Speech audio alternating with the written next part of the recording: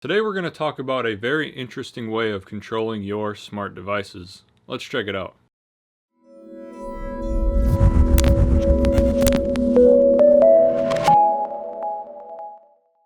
What's up guys, it's Drew from Taylor Tech, and on this channel we do smart home tech reviews, installations, and DIY guides. So if you're new here, consider subscribing. And hey, at any time we've got product links to what we're talking about today in the description box down below, as well as show notes and any other links and information you might need. So what we're going to be talking about is the Xiaomi Magic Cube. Now Xiaomi makes a lot of interesting products. You've seen a few of them featured on this channel in the past. This one's a little bit different. It's quirky just like a lot of the other ones are, but in this little box is a cube basically. Let's just open this up here. Okay, so we've got some instructions. We have a little metal piece here, and here's the cube itself. Now the basic idea of this, obviously I haven't set it up yet, is there's a lot of different functions you can do with it. So one of them is just by simply rotating it, that can control something.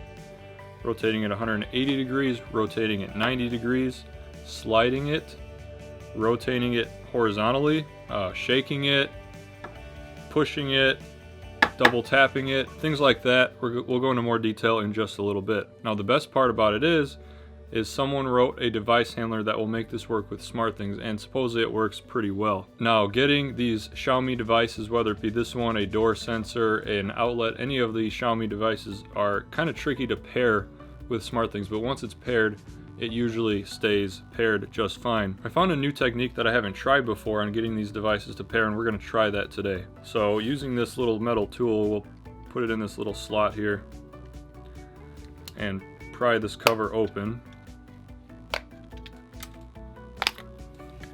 And inside we can see we have a CR2450 3-volt disc battery. Probably won't have the best battery life, but only time will tell.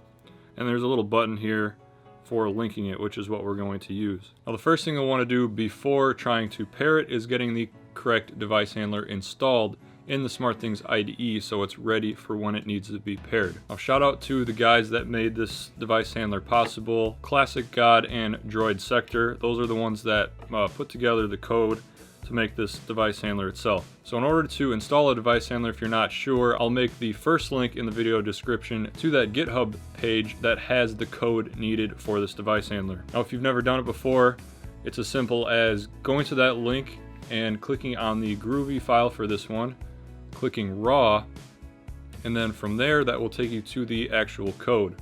You'll select all of the code, copy that, go over to the Smartthings IDE, which I will have as the second link in the video description. And then if you're not signed in already, go ahead and sign in. Go to My Device Handlers, create New Device Handler, and then you'll want to select the tab from Code, and then just simply paste that code in there, and then create, save it, and then publish for me. And now you have that device handler code in your actual IDE. So that way you can pick that particular device handler in the drop-down menu when we go to pair this device. So the way you get this paired is you will hop into the Smartthings IDE once again after you have the device handler created. You'll go to the live logging section, and there you will see a bunch of different devices if you have many devices, just logging things that are going on. And when we push and hold this link button, we should hopefully see a catch-all with a bunch of different lines of code. Now in all those numbers you will find a device network ID. Now this is how my catch-all looks. Yours will probably be different, but this code here is what the device network ID is.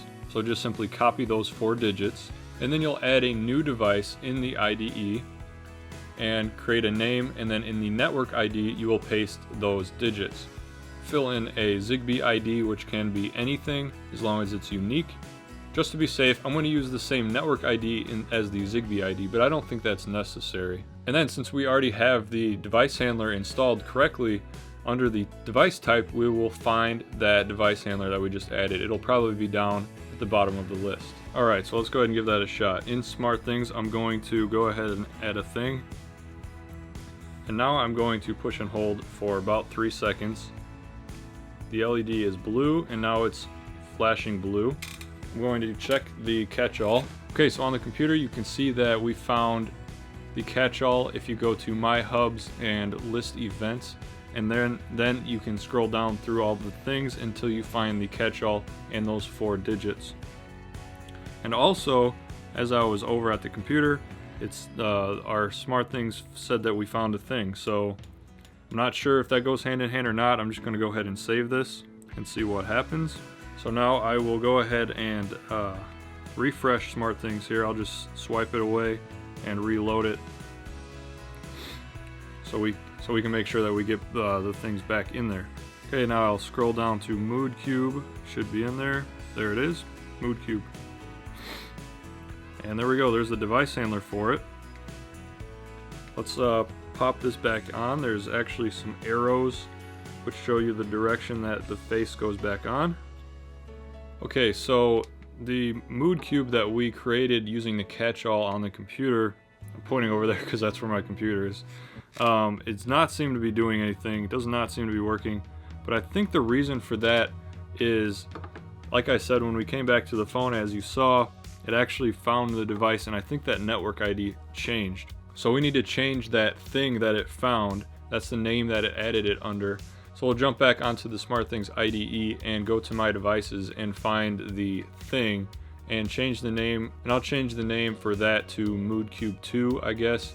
And I'll change the type back to the Magic Mood Cube, or whatever the device type handler is called that we just created. And as you can see, it found its own network ID in my case. So let's go down to Mood Cube 2 that we just created again. And there is the device type handler. Let's try to rotate it. There we go, it changed.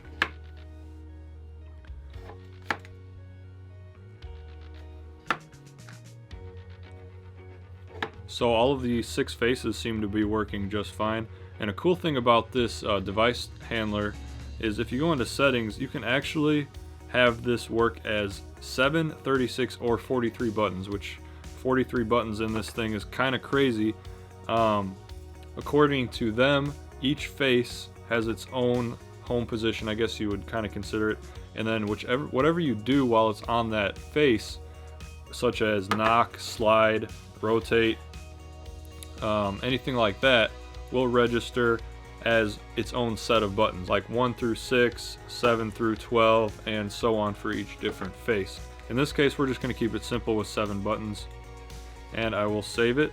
So I realized as you rotate and slide it, it doesn't show up in the main app UI here, so I'll just head over to recently, and as you can see, new stuff will start popping up as I rotate it. You can see there, it found that it was rotated right, and I'll try to slide it. See, it's detected slide motion. I'll rotate it left, rotate it left, rotated right. So it appears that each quarter turn registers a rotation, which is pretty neat. So if, let's say, you want to use this to actually dim a light, you could do that in increments of, say, 25% for each rotation. So if I wanted to dim a light from 100% to 50%, I could just do 2 rotations, and we'll set that up in just a minute. Now another thing you can do is knock. I'll try that. Detected knock motion. This is pretty cool, actually. I'm really getting a kick out of this. Alright, so what else is there? Shake. Mood Cube 2 is shaking. This thing seems pretty solid. So now that we know that the Mood Cube is working great, we need a button controller to actually make it do things. So in that case, I'm going to use my favorite one, which is called Advanced Button Controller. If you don't already have it, you will need to create the Smartapp in the IDE, just like we did with the device handler, except you'll go to Smartapps and New Smartapp and then paste the code in there. I'll have a link down below to Advanced Button Controller for you to paste that code so you can have this Smartapp as well. Okay, so inside Advanced Button Controller Smartapp, I already went ahead and mapped all of the buttons. So it was kind of confusing at first for me because it doesn't tell you that a 90 or 100 degree flip or a shake or what have you does. It just calls it a button. So as you can see, I have all of these as set mode, and then I went through and figured out what flipping and what shaking, etc. did and what mode that changed it to, so I could figure out what button number a shake or a knock, etc. falls under. Okay, so let's go ahead and use my little cheat sheet here. I'll go ahead and lay out a nicer one for you here. And button 1 for me is shake. So what do we want to happen when it shakes? Let's have it turn on the TV. That's linked to my Harmony hub. So I'm going to get rid of changing the mode, and I will turn on a switch, which I have it just called television activity. All right.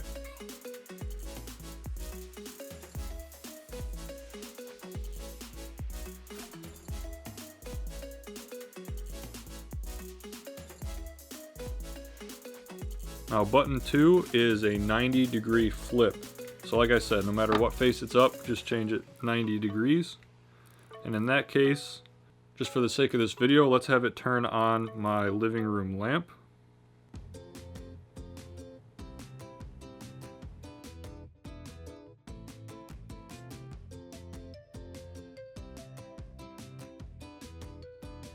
And then we'll have a 180-degree flip, have it turn off that lamp.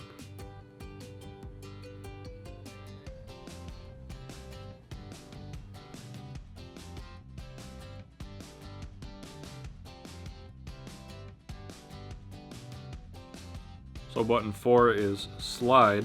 So if you ask me, a slide is something that you might want to do in a rush. Maybe just like that, you know, knock it across the table when you're leaving the house. So let's have it set the mode to away.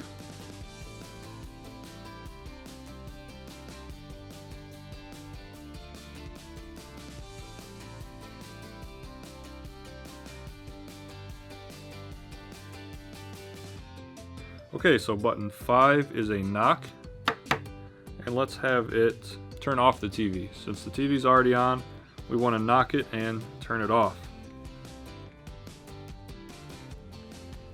Television activity. Off. Save.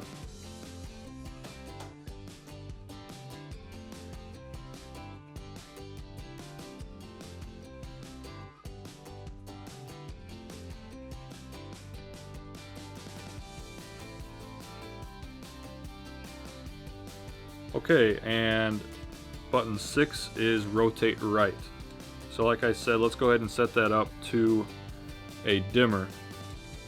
Now we'll use that same living room lamp, and we can go into dimmers and increase or decrease level by. So a rotate right naturally would be an increase. And I'll find living room lamp, there it is. And when pushed, we'll have it increase by the max here, which is 15. We'll save that.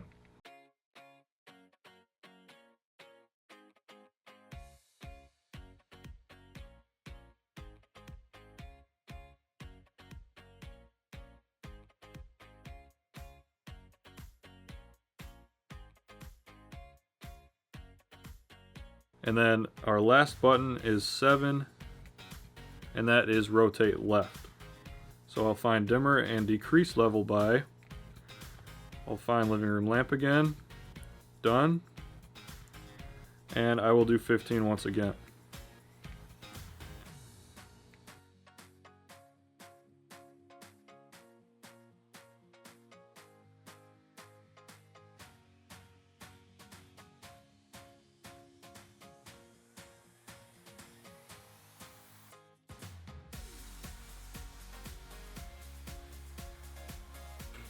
Alright, so this thing is actually really awesome. It works really well with Smartthings. Some of these Xiaomi things are kind of flaky.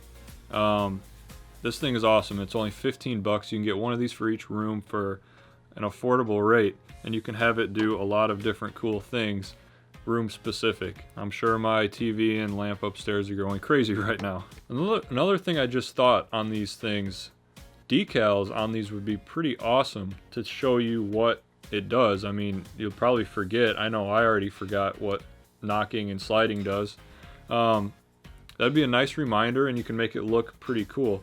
If you want decals, my wife actually runs her own business creating decals. So leave some comments down below, shoot me an email, taylortech22@gmail.com, and we can get some decals out to you. Make sure you follow me on Facebook. I'll get some decals made for this one and post some pictures on there, as well as maybe I'll make an update video showing some cool decals for this thing. Anyways, that's all I have for this one. Thanks for watching. I will see you in the next one, and remember, stay smart.